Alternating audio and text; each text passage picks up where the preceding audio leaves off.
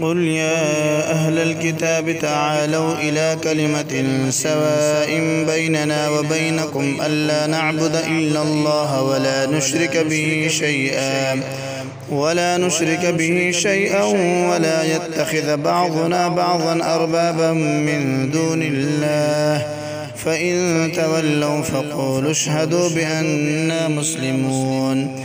يا أهل الكتاب لم تحاجون في إبراهيم وما أنزلت التوراة والإنجيل إلا من بعده أفلا تعقلون.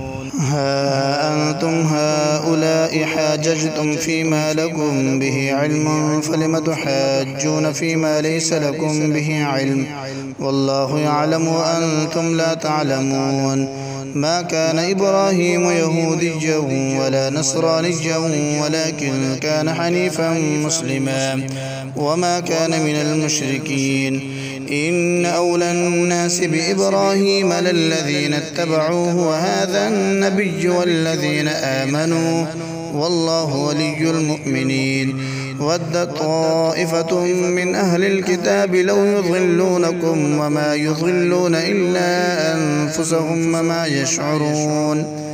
يا أهل الكتاب لم تكفرون بآيات الله وأنتم تشهدون. يا أهل الكتاب لم تلبسون الحق بالباطل وتكتمون الحق وأنتم تعلمون.